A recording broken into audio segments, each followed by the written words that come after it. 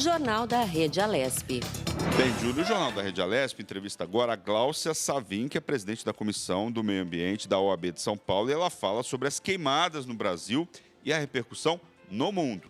É isso mesmo. Bom dia, doutora Gláucia. Bem-vinda ao Jornal da Rede Alesp. Nos últimos dias, a gente teve, claro, uma grande repercussão aí sobre as queimadas aqui no Brasil, principalmente lá no Pantanal. E aí eu queria começar, então, já a nossa conversa de hoje falando o quanto é preciso investir em políticas públicas para o meio ambiente, como é que a senhora viu os acontecimentos e analisa esses acontecimentos dos últimos dias. Bom dia, Julie. Bom dia, Luciano. É um prazer estar aqui com vocês, com os ouvintes da Alesp. E a questão que a gente tem no país hoje, ela é triste, porque quando a gente fala em políticas públicas, nós temos políticas públicas sérias, nós temos legislação que deveria impedir esse tipo de ação criminosa, mas nós precisamos aplicar a legislação brasileira. Para vocês terem uma ideia, a Lei de Crimes Ambientais, que é de 96, ela já prevê no artigo 50 uma pena bastante severa para quem destrói florestas e áreas de preservação. A pena vai de 2 a 4 anos de reclusão e ela é aumentada em 1 ano para cada 1.000 hectares queimados. Só no Pantanal, nós tivemos 147 mil hectares destruídos. Então, a gente vê que é uma penalidade séria que ainda pode ser aumentada de 1/6, quando o crime é cometido em época de estiagem, como a gente está vendo agora. Então, nós temos políticas públicas, nós temos legislação, o Estado brasileiro tem essa legislação, mas a gente precisa colocar a fiscalização em campo, para que os responsáveis por esses atos criminosos sejam punidos e para que isso não vire uma conduta recorrente nos nossos dias. Como é que a senhora viu o discurso do nosso presidente na ONU falando das queimadas, dos povos, das florestas? Qual que é a análise que você faz? Olha, Luciano, eu vi com constrangimento, não é? Como qualquer pessoa que estuda um pouco a situação brasileira e que acompanha não só a ciência, mas acompanha o que vem acontecendo no Brasil. Eu trabalho na área ambiental desde 1993, Então eu vejo com constrangimento uma declaração que está absolutamente dissociada da realidade. E o problema disso, quando você tem uma negação da realidade, é que você não consegue adotar medidas para solucionar esse problema, Então, esse descolamento, ele é bastante prejudicial e ele acaba estimulando os degradadores, que não são os agricultores sérios, que fazem a riqueza do Brasil, que ajudam o Brasil a produzir alimentos e que ajudam a nossa balança comercial. Esse discurso, ele só auxilia aqueles que sempre agiram na clandestinidade. E a senhora falou sobre a questão de fiscalização, principalmente com relação às queimadas, enfim. Se tem a legislação, mas não se coloca ela em prática. Aqui que a senhora acredita que isso acontece? É algo, entre aspas, cultural que se acontece? Se joga sempre na conta do lado cultural, às vezes? Ou é preciso ser mais efetivo nessa questão de dizer o que a lei faz, Então, vamos cumprir a lei efetivamente. Falta muito isso no país? É difícil avançar nesse aspecto? Não seria, Julie, porque, veja bem, a gente tem os órgãos de fiscalização que hoje estão sofrendo um desmonte organizado. Mas a gente vê aqui no estado de São Paulo um movimento contrário, por exemplo. No estado de São Paulo, houve o combate e o envolvimento do estado no combate às áreas que sofreram algum tipo de queima, há punição por parte da CETESB, e você vê que no dia 16, último agora, o governador João Dória regulamentou o PRA, que é o Plano de Regularização Ambiental, que está previsto no Código Florestal. Então, a gente tem uma perspectiva aí de regularização das propriedades rurais com um incremento de 700 mil hectares em 20 anos, que é o prazo que o Código estabelece para a recuperação das áreas degradadas. Então, se há políticas públicas eficientes, se o Estado se compromete com a aplicação da lei, a gente avança, porque, claro, o produtor, o proprietário, ele vê, né, a disposição do Estado em fazer cumprir a lei. Mas quando, ao contrário, você assiste o desmonte dos órgãos ambientais, a mensagem que a gente passa para a sociedade é que você pode fazer o que você quiser, que nada vai te acontecer. É uma mensagem de impunidade, né? E os danos, você vê que o Pantanal, por exemplo, sofreu agora, vão levar 50 anos, segundo os últimos estudos, para serem recuperados. Então, é uma geração, né, que é prejudicada com isso.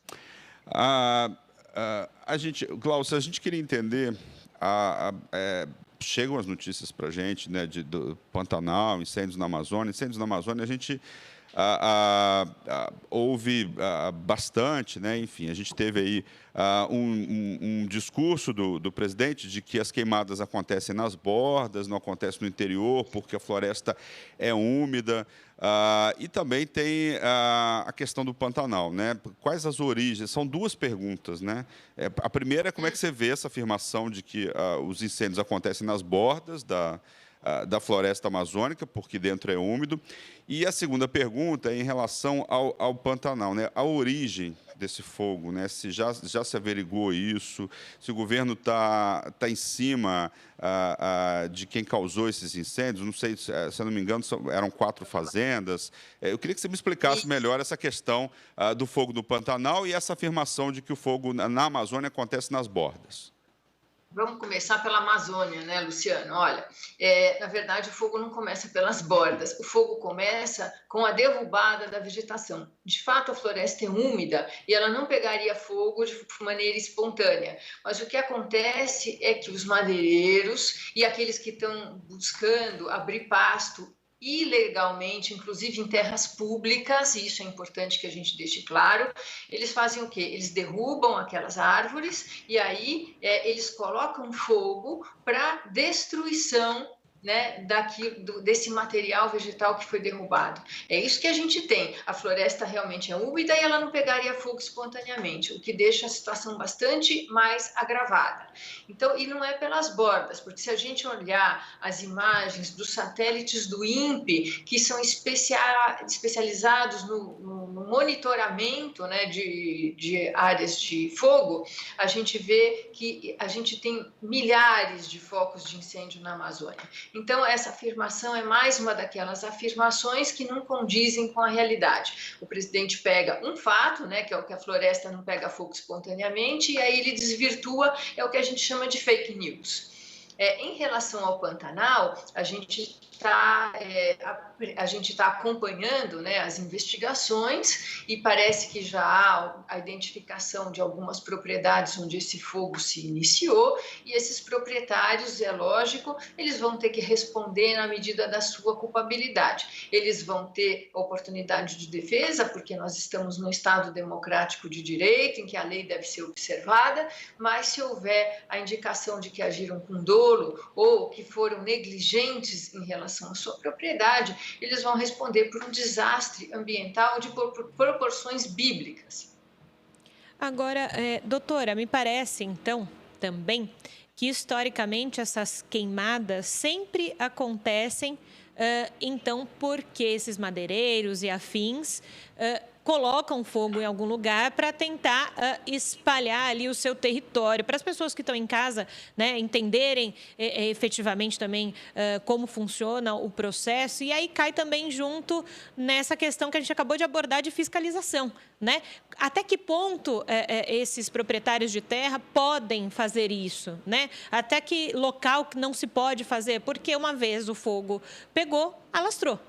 E aproveitando a pergunta da Julie, falar sobre, para você dar um panorama sobre a fiscalização hoje no Brasil. Como que está a fiscalização?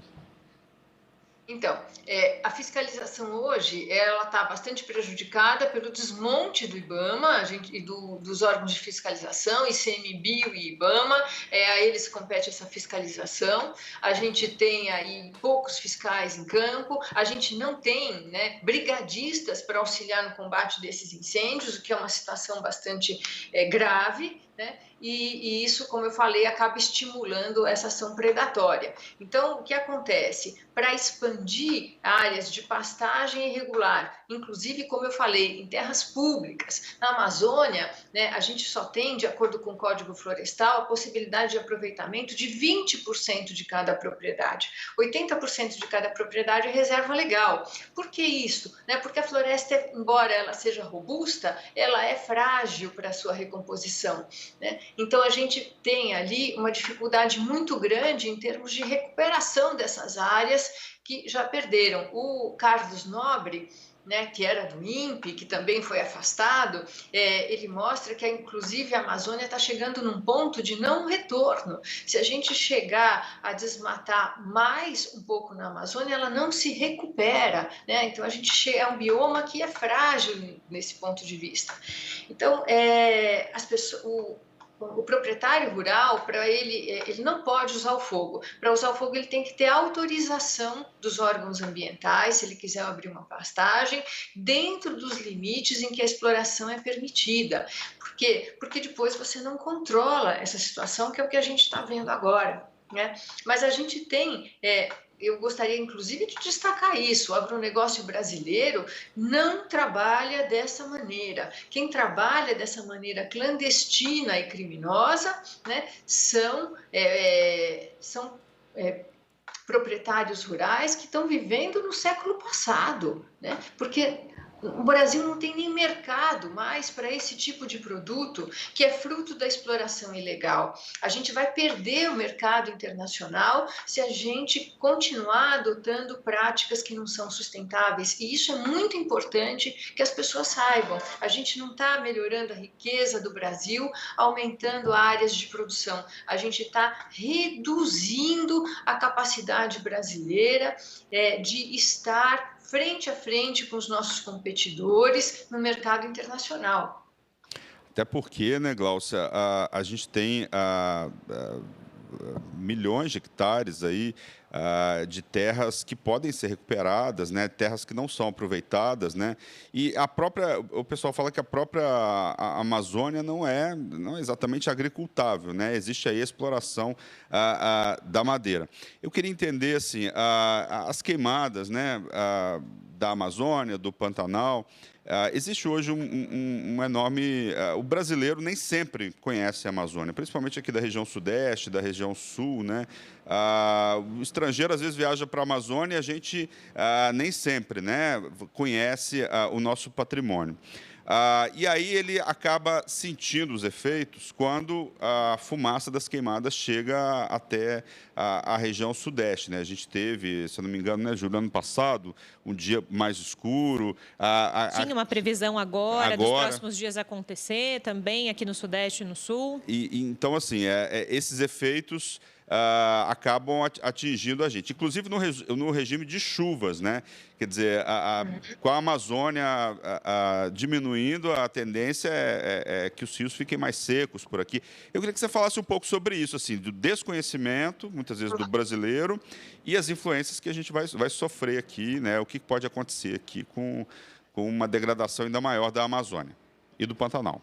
Luciano, a questão é a seguinte: o brasileiro não conhece a Amazônia, mas ele conhece os frutos da Amazônia. Todo mundo aqui gosta e toma açaí, né? Inclusive, o açaí tem um valor de mercado muito mais elevado do que a madeira, né? Então, se a gente preservar os frutos da floresta, a gente pode tornar a Amazônia bastante viável. Inclusive, a biodiversidade da Amazônia, ela pode promover o incremento na indústria farmacêutica, cosméticos. Então, a gente, preservando a Amazônia, a gente tem sim como fazer com que ela seja rentável sem derrubar as árvores. Agora, em relação às queimadas e o efeito das queimadas aqui para o sul-sudeste, a gente tem, nesse período de pandemia, inclusive, um agravamento nas condições de saúde. O professor Paulo Saldiva, da Faculdade de Medicina da USP, editou na semana passada um paper mostrando que a piora da qualidade do ar e o incremento de partículas inaláveis na atmosfera, que é o caso que as queimadas também trazem, ela piora, ela agrava os quadros do Covid. Então, a pessoa, né, que pega o coronavírus, ela pode ter um agravamento na sua consequência, no seu estado, no seu diagnóstico, em razão da piora da qualidade do ar. Então, a gente tem ainda um agravamento na saúde das pessoas, né? Então, isso é muito sério, né? A gente vê que... E aí você está falando do regime de chuvas também, muito bem lembrado, porque a gente tem um rio aéreo, né, que vem da Amazônia e vem até São Paulo e até a região sudeste, que é o que provoca as chuvas, né? Se a gente diminuir, se a gente alterar esse regime, a gente vai ter um período de estiagem. A gente teve uma situação dessas aqui em São Paulo, acho que há uns 2 anos atrás, em que a gente teve um período de estiagem bastante sério, que a gente teve inclusive rodízio de água na cidade pela diminuição do nível das represas. Acho que todos os ouvintes aqui devem lembrar, né, da torneira seca e desse rodízio. Então, é o que pode acontecer. A gente pode ter aqui cidades que vão acabar ficando inviáveis para se viver, né? Porque a gente não vai ter água.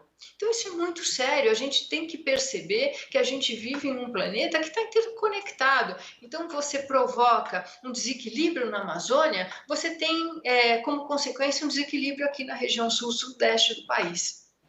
Tá certo, muito obrigado. A Gláucia Savim, presidente aí da Comissão de Meio Ambiente da OAB de São Paulo, muito obrigado pelas suas informações. Eu que agradeço, é um prazer.